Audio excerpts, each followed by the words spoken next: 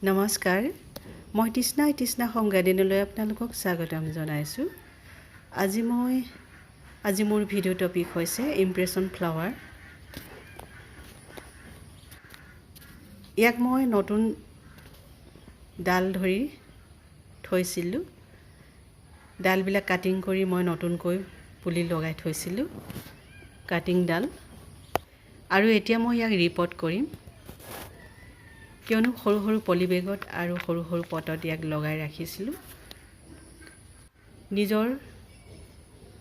পুৰণি গছৰ পৰা কাটিং কৰি ৰাখিছিলোঁ আৰু এতিয়া ফুল ফুলা আৰম্ভ কৰিছে সেইবাবে মই ইয়াক বিগ পটত পুনৰ লগাই দিম বেলেগ সাৰ আৰু মাটি দি কিয়নো সৰু সৰু পটবিলাকত এতিয়া বাঢ়িবলৈ হয় এতিয়া অলপ কষ্ট হ'ব সেইবাবে মই ইয়াক নতুন বেলেগ পটত লগাই দিব লাগিব ফুলা আৰম্ভ কৰিছে এয়া দেখিছে সিঙ্গল ইমপ্ৰেছন আৰু ডাবল ইমপ্ৰেছন পিংক ৰেড হোৱাইটটো সিঙ্গল কালাৰ আছে খুব ধুনীয়া বহুত বেছি ফুল ফুলে এই হোৱাইট ৰঙৰটো বহুত বেছি ফুল ফুলে সেইবাবে ইয়াক লগাই দিম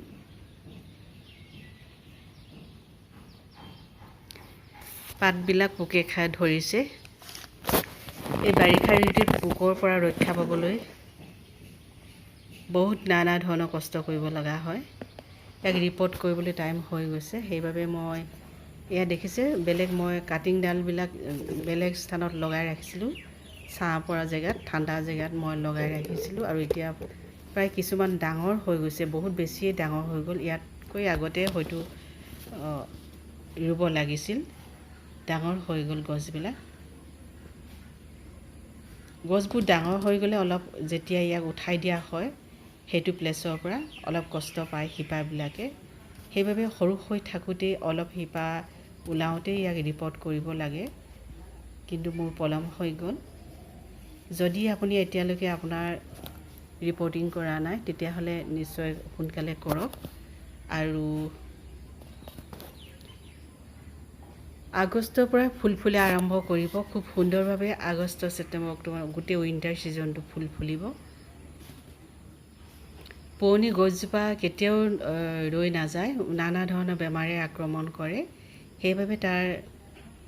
সৰু সৰু কোমলীয়া আগবিলাক কাটিং কৰি লগাই দিব লাগে এয়া দেখিছে সেইখিনি আকে মই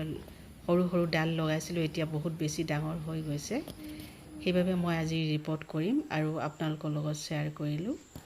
ইয়াক বেমাৰৰ পৰা বচাই ৰাখিবলৈ হ'লে ৰিপৰ্টিং কৰাটো অতি জৰুৰী এই কথাটো মনত ৰাখিলে ভাল কিয়নো এটা পটতে ইয়াক যদি ৰাখে কেতিয়াও বাচি নাথাকে গছজোপা বহুত বেছি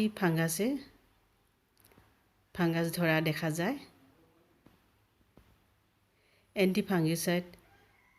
ব্যৱহাৰ কৰিলে ভাল হয় যদি বেমাৰৰ পৰা বচাই ৰাখিবলৈ বিচাৰে আজি মই ভিডিঅ' বেছি দীঘল নকৰোঁ নমস্কাৰ